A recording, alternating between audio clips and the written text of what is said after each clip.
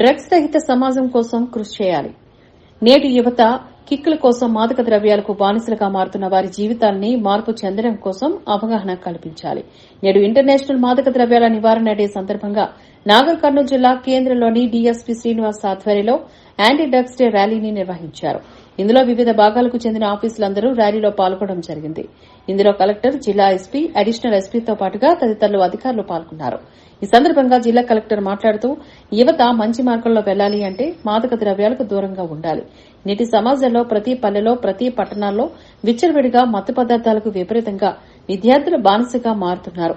అలా మారడం వల్ల తనను తాను కోల్పోవడం వల్ల తన కుటుంబాన్ని రోడ్డు పాలు చేయడం జరుగుతోందని అన్నారు. ప్రతి విద్యార్థి ఓ మంచి నిర్ణయం ఎంచుకోవాలా తప్ప చెడు మార్గాన్ని ఎంచుకోకూడదని తెలిపారు.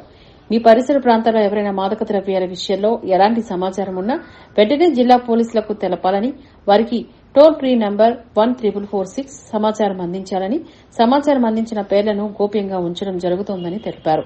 మాదక ద్రవ్యాలను అంతం చేయడం కోసమే ప్రతి ఒక్కరూ కృషి చేయాలని ఆయన సూచించారు. మరియు జిల్లా చైర్పర్సన్ గారు మరియు ఇతర ప్రజాప్రతినిధులు international day against drug abuse, illicit trafficking ఇందులో భాగంగా అవగాహన కార్యక్రమంలో భాగంగా ఈరోజు మనం ఇక్కడ ఒక ర్యాలీ నిర్వహించడం జరిగింది. ఈ ర్యాలీ నిర్వహించిన పోలీస్ డిపార్ట్మెంట్కి అట్లనే డిస్ట్రిక్ట్ వెల్ఫేర్ డిపార్ట్మెంట్కి నా శుభాకాంక్షలు. సో అయితే ఇంతకుముందు మనకి ఈ డ్రగ్స్ అనేది ఎక్కువగా మెట్రో సిటీస్లో లేకపోతే మెయిన్ టౌన్స్లో అట్లా ఉండేది. కానీ ఈ మధ్యకాలంలో మనకు మొత్తం అన్ని విలేజెస్లో, అదేవిధంగా సెకండ్ టైర్ సిటీస్ ఎట్లయితే ఉన్నాయో ఆ సిటీస్లకు అన్నిటికీ కూడా వ్యాపించడం జరిగింది.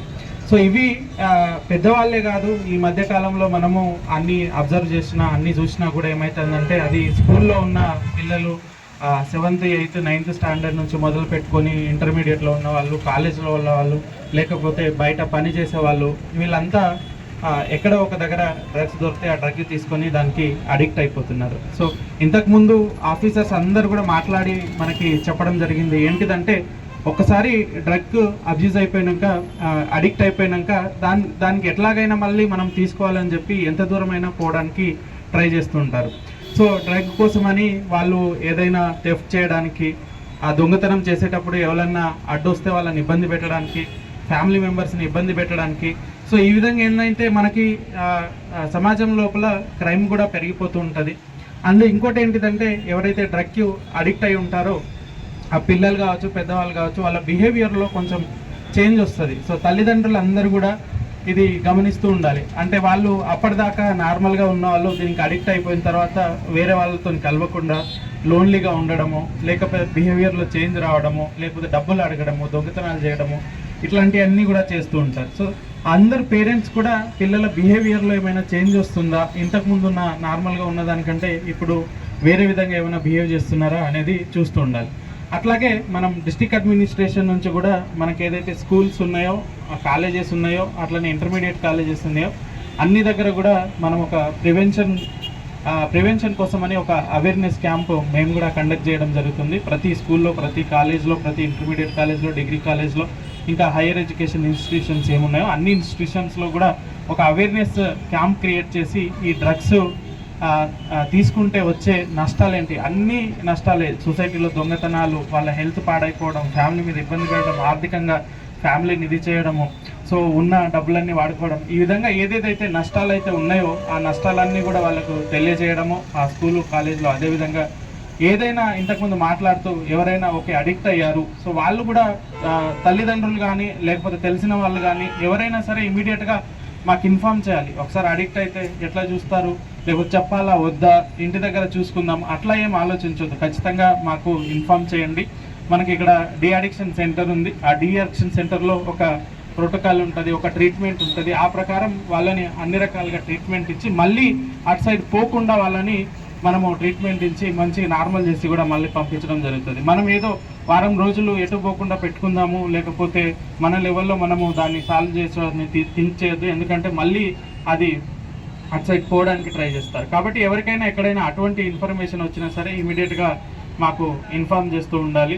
అదేవిధంగా పోలీస్ డిపార్ట్మెంట్ కూడా ఎక్కడైనా ఈ సప్లై కానీ, లేకపోతే ఎక్కడైనా స్టోరేజ్ కానీ, లేకపోతే ఎక్కడి నుంచి కానీ ట్రాన్స్పోర్ట్ కానీ ఇట్లాంటి ఏమైనా జరుగుతుందంటే ఇక్కడ ఉన్న అందరూ మీడియా మిత్రులు కావచ్చు, లేకపోతే వేరే వాళ్ళు కావచ్చు, ఈ ప్రజలందరూ కూడా ఎక్కడ చిన్న ఇన్ఫర్మేషన్ వచ్చినా కూడా ఇంతకుముందు టోల్ ఫ్రీ నంబర్ కూడా చెప్పడం జరిగింది 14446. సో ఆ నెంబర్కి ఇన్ఫార్మ్ చేసినా ఎవరు ఇన్ఫార్మ్ చేశారనేది ఎవరికి తెలియదు, జస్ట్ ఇన్ఫర్మేషన్ వరకే మనకు వస్తుంది. ఇమీడియట్గా పోలీస్ డిపార్ట్మెంట్ అక్కడికి పోయి దాన్ని కంట్రోల్ చేయడం, దాన్ని ఫర్దర్గా వేరే దగ్గరికి పోకుండా చేసుకోవడం, అది ఎక్కడి నుంచి వస్తుందో అది కూడా ఇన్వెస్టిగేషన్ చేసి ఈ చైన్ అనేది ఎక్కడికక్కడ బ్రేక్ చేయడానికి పోలీస్ డిపార్ట్మెంట్ కూడా కంటిన్యూస్గా పనిచేస్తుంది. కాబట్టి ఇది ఎవరో ఒక్కరు కాదు, అన్ని రకాలుగా అంటే పేరెంట్స్ సైడ్ నుంచి వాళ్ళ పిల్లల్ని ఎప్పటికప్పుడు అబ్జర్వ్ చేస్తూ వాళ్ళ బిహేవియర్లో ఏమైనా చేంజ్ వస్తుందా, వాళ్ళది ఏమన్నా డిఫరెంట్గా బిహేవ్ చేస్తున్నారా, అట్లనే టీచర్స్ ఎక్కడ మనకి రెసిడెన్షియల్ స్కూల్లో కానీ టీచర్స్ కాలేజెస్లో వాళ్ళు అక్కడ కూడా చిల్డ్రన్ బిహేవియర్లో ఏమైనా చేంజ్ ఉందా, వాళ్ళు సపరేట్గా ఉంటున్నారా, లేకపోతే ఎక్కడైనా సపరేట్గా పోయి మాట్లాడుతున్నారా, అట్లాంటిది అబ్జర్వ్ చేస్తే మనకు కొంతవరకు ప్రివెంట్ చేయొచ్చు. వాళ్ళ స్టార్టింగ్ స్టేజ్లోనే ప్రివెంట్ చేసి ఫర్దర్గా దానికి అడిక్ట్ కాకుండా మనం చూసుకోవచ్చు. అండ్ థర్డ్, మీకు ఎవరైనా సరే ఎక్కడైనా ఈ స్టోరేజ్ కానీ ట్రాన్స్పోర్ట్ కానీ ఎవరైనా తీసుకుంటున్నారని తెలిస్తే ఇమీడియట్గా పోలీస్ డిపార్ట్మెంట్ కానీ ఆ టోల్ ఫ్రీ నెంబర్కి పంపిస్తే మనం ఇమీడియట్గా యాక్షన్ తీసుకొని అది ఫర్దర్గా ఎవరికి ఇంపాక్ట్ కాకుండా చూసుకుంటాం. అండ్ ఎవరైనా అడిక్ట్ అయి ఉన్నా కూడా దానికి ఎటువంటి సంకోచించకుండా మళ్ళీ మనకు ఇన్ఫార్మ్ చేస్తే మన దగ్గర డి అడిక్షన్ సెంటర్ ఉంది. సో అక్కడ పెట్టేసి వాళ్ళని నార్మల్ పర్సన్ లాగా ట్రీట్ చేసి నార్మల్ పర్సన్ చేసి మళ్ళీ రిటర్న్ మనము ఇంటికి పంపించడం జరుగుతుంది. సో ఈ విధంగా మన దగ్గర కూడా అన్ని రకాల కార్యక్రమాలు తీసుకుంటున్నాం. మీ సైడ్ నుంచి కూడా 100% సపోర్ట్ మాకు ఉంటే ఈ డ్రగ్ అనే దాన్ని ఖచ్చితంగా మన జిల్లాలో లేకుండా 100% నిర్మూలిస్తామన్న కాన్ఫిడెన్స్, అందరు డిపార్ట్మెంట్లు దీనికి 100% వర్క్ చేస్తారనే కాన్ఫిడెన్స్ కూడా నాకుంది. సో ఈ సందర్భంగా మరొకసారి ఈ awareness camp awareness rally create చేసిన పోలీస్ డిపార్ట్మెంట్కి, వెల్ఫేర్ డిపార్ట్మెంట్కి, ఇక్కడికి వచ్చిన అందరికీ కూడా నా నమస్కారం. Thank you.